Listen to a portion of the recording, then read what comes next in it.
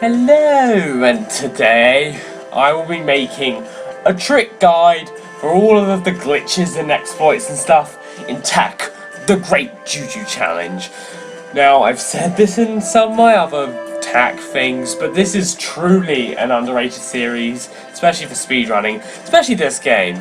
I mean, Tak 1 is great for speedrunning, Tak 2 is really difficult for speedrunning, but this is the pinnacle of Tak speedrunning, at least in my opinion. But I am here to teach you all of the main exploits and tricks you need to know for runs. I'm going to say this right now, all of this stuff works on every version of the game. The only thing you need to know is that if you're playing the game on PSN, there's going to be input lag, so that's going to make it a little weirder to learn the timings and stuff, but it's still possible. So yeah, I'm just going to go through all these tricks, and let's see how this goes. Let's go. Okay, so the first thing I'm showing you is the lock animation skip. Now this is easily the simplest trick in the game. So usually when you pick an item up, such as Tak or a barrel, the game does an animation, and then after you do the animation you can run around and jump and stuff. But you can skip it. If you jump while lock is picking up Tak, you can just, you know, start moving immediately. And this saves like a second every single time, so it's pretty cool. But there's another way you can skip it. You can just throw Tak immediately as well. That's another way to skip it. Although most of the time you'll want to run around at first. So yeah, that is something. And there's a lot more properties with lock carrying Tak, which I'm going to get into later. But one of the more simple ones I'm going to get into right now. So let's go and see that! Next up is the extended lock throw. Now, usually when you throw Tak as lock, you usually go a certain distance or a certain height. It's just pretty simple. However, if you hit the jump and the throw button at the same time, Tak will gain more height, like that. This can make Tak reach higher ledges if you're lucky. This definitely gives Tak more height and you can reach high ledges, so that is definitely another thing. Up next is something you only do once in a run, but it's still something important to note. Up next is something I guess I'm going to call save menu abuse. So, of course, you start the game off as you normally would. And yes, as you've worked out by now, I'm playing on Xbox. So, what this does... Okay, so this is used in the tutorial, so you can pause the game tutorial, and you got this cutscene which lasts maybe 20 seconds, I'm not fully sure the length. But what you want to do is you want to go down to save game, you want to enter save game, and then you want to leave, and voila, you skip the cutscene. And on Xbox at least, that saves quite a bit of time. As in like maybe 13 seconds, I think. I'm not too sure. Not sure the amount on the other consoles. But what we would do before is that we'd actually save over our file to skip the cutscene. But I figured out that you didn't actually have to save on a new file, so that is definitely a neat little thing you may want to know. It's super duper easy. There's nothing really technical to it. And yeah, that's just something we do in this level in the run. Up next is ghosting. Now we're getting into some of the more interesting stuff. So let's begin. Now what you want to do is you want lock to be facing away from what you want to ghost through. And you can go through some doors and some rocks and some stuff. So you just want lock to be looking away. Or Tak, it doesn't matter who you do this stuff with. But yeah, you just want to run around, do stuff. And then you want to jump into a rock, or whatever you want to go through. Now you've got to switch to lock, and then you've got to switch back to Tak, or whoever you're ghosting with. But yeah, as you can see, you've actually clipped through the thing you want to clip through. So yeah, you need momentum. I mean, if you hit the item you want to go through, it won't work. You've got to change characters before they're going to land in it. Not only that, but you need to make sure you have enough momentum and enough height to go through it. You can't go through everything. There are loads of things you cannot go through. This is mainly useful in this one level. It is used in other levels, but not as much. And it's pretty simple. It can be annoying at times, so do be careful. And you may want to use mana just to make sure that you've got the momentum. And if you're not careful, you know, your character might not want to go through. Sometimes you have to go at a weird angle. But overall, it's one of the simpler weird tricks. Say that much. It's pretty simple to learn, it's pretty simple to get. Although it's very easy to mess up, so just be careful. So just remember that. Okay, so up next is mana management. So, of course, you got your mana meter. You can run around with it, jump around, have fun. However, jumping with mana uses quite a bit of mana up, and you will run out of mana. You do not want to run out of mana, because mana is what makes you go fast. So you want to try and preserve that mana. So, one easy way to do this is that when you want to jump, you want to let go of the mana button, and then just jump normally. What that will do is that you'll do a normal jump, but you won't lose much speed or height, and you'll save your mana, so you can not only keep more mana, you can also still do a lot of stuff that's needed in the run, so everything's good.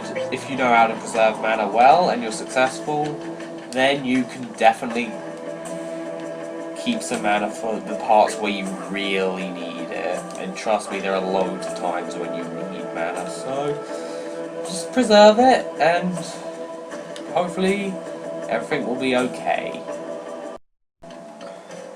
Okay, up next is pause buffering. Yes, this game is pause buffering, but it's so helpful, and it's not precise or anything. So yeah, basically your characters have slam attacks, as you can see. You just slam, and when you slam, you're locked into position. You can't really do anything. You can't switch characters, can't move, can't do anything. I mean, it sucks really. But pause buffering gives you more freedom, and it's pretty simple. So what you do is that with either attack or lock, you jump of course, then you slam, and then you pause. Then you unpause, and that gives you two things. A, it gives you more momentum so that you can go further. B, it gives you more control so you can move, so that you can actually control yourself and turn yourself around. C, which isn't really that useful, but you can actually switch characters, which you normally cannot do. And D, it can lead to some massive skips due to the fact that you're not really meant to do it. And it's super helpful at times because A, it makes you go faster, and B, makes you make large gaps with lock. So yeah, with attack you can get loads of speed with it when you're slamming down, and you can make long distances, and with lock you can make it to higher platforms which are quite a bit away, so it's definitely helpful, and it gives you a ton of height as well, so it's definitely a useful mechanic throughout the run. But we are not done yet. Next up is something more simple, fawn abusing. Now I'm going to show you off something simple so that we can get to the more juicy stuff later on. So, basically, you got fawns. And basically, if you hold the direction of the fawns and you keep mashing the slam button, you can climb along the fawns. I mean, this is only really useful in two parts of the run, but it's still something. I mean, one of the uses, with lock at least, there's one use with attack in one of the other levels, Kirobiro, is a use with lock. You got this thing, usually you'd have to get that boom dust, you have to get a boom dust barrel in there, you got to do a few puzzles to do that, but you can use fawn abusing to skip that. So you just fawn abuse to get up to here, and then you can pause buff to get up there.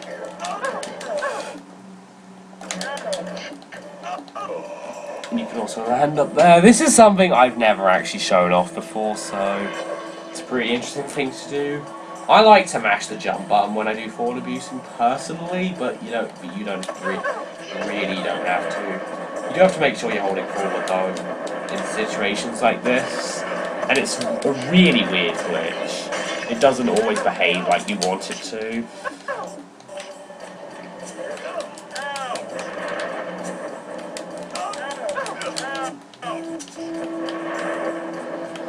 So yeah, you can definitely use this in 2 sections of the run. And it's definitely a neat little thing that exists. And then for this skip, you would jump over here. And yeah, fall abusing is not the most useful tactic in the run, but it still has its uses from time to time. So it's definitely a neat little thing. Next up is something I call the lock throw glitch. Yes, carrying tack and stuff has already been proved to be glitchy. And you can even jump up walls when you're carrying tack, which is something I'm not going to show off because it's pretty much useless in the run. But you can actually climb up slopes with locks just like this. But that's not the throw glitch. What the throw glitch is that basically you can throw lock and then you can make tack jump while you're doing that. Okay, first off, you need to be on solid ground. This does not work when you're jumping, or if you're falling to your death. You cannot be in the air, you have to be on the ground. And then you want to throw tack, and then while he's maybe halfway up the jump, or at least not at full height, you want to jump. And then you want to double jump. Basically, this lets you throw tack while he's in the air, or just let tack jump while he's being thrown. And this can make tack go some pretty long distances, or at least you can get a ton of height and make large jumps. This isn't as useful as it used to be due to the next glitch I'm going to show off. But it was definitely useful before I found that, or before I knew about the next skill, or trick. So yeah, you just throw tack, make sure you're on the ground, double jump, and do that. And of course, tack can move around while you do that. Nothing new with tack. And of course, you can pause buffer and stuff to make even longer gaps. And yeah, it's definitely a neat little thing. Last but not least is extended mana jumps. I didn't even know that this was a thing until shortly before I got my current PB, which is 1:29.56, which was exactly 9 minutes better than my old PB. This is something I never knew about, and it's so overpowered that I kind of completely had to reroute most levels because of it. So, how does extended mana jumps work? Well, you can use mana, and you can jump, but if you combine the two, you can jump even higher. So as you can see, I'm going to try and get up here. I couldn't make it, so I ended up dying. But with extended mana jumps, I can make it alright. So, how an extended mana jump works like that? It works like this. So, you want to jump, and then you want to hold the mana button. I mean, usually you'd be running with mana. You'd let go of the mana button, jump, and then hold mana again. You can do this while doing a normal mana jump, but that of course wastes mana, so you don't really want to do that. And even if you do that, you still have to let go of the button. What this does is that this gives you more height, so you can make higher jumps, and it's very overpowered. It's so overpowered that it made the lock throw glitch nearly useless. This combined with pause buffering, with lock at least, and tack for that matter, makes it so overpowered. I mean, this jump, usually lock could not make this. I mean, just look at this. Is that enough for lock to make? Nope. But is this enough for lock to make? Just barely, but yes it is. I mean, it gives lock more height, it lets him grab onto ledges still. It's just so overpowered. And oh boy, it's just so broken. I mean, you can combine it with you know, pause buffers, and it's just so overpowered. You can skip major sections of the game with it, major portions. It's just super duper OP. You can jump really high. You can skip large sections. It's just so cool. And last but not least, there's ground pound cancels. And by ground pound cancels, I mean letting you ground pound whenever you want. Usually when you do a double jump and a glide, you cannot ground pound once it ends. However, if you cancel the glide, you can ground pound whenever you want. I mean, it's just simple. Just let go of the jump button before your glide ends and you can ground pound whenever you want. It's really simple. This combined with extended mana jumps just makes Locke super overpowered. He can make massive gaps and it's just super powerful. With Tack, you only really need it once in a run. But with Locke, cancelling your glides is super duper important. So you do want to keep that in mind. It's overall a very useful technique with Locke, something that does take practice to get good at. But if you just cancel your glides before you end it, you can ground pound whenever you want, and you can make some nice skips, and it's just overall beautiful. And yeah, that was my tack-free exploit tutorial. I hope it was helpful. I mean, I am sorry that I could not do controller cam, and of course this was sloppily made. I can't really do more better stuff like that, and I cannot do controller cam and gameplay footage efficiently. But you know, overall, this is all of these strengths are more simple than the ones in Tack 1. I mean, at least you don't have to mash A and B on the same frame loads and loads of times in a row. At least you don't have to mash the A button super fast to the point where your life depends on it, unlike Tack 2. But you just gotta do all this stuff.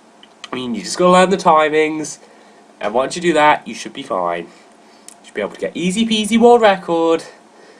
And yeah. Thank you for watching this guide. I hope it was helpful. And yeah, I'll be signing out now.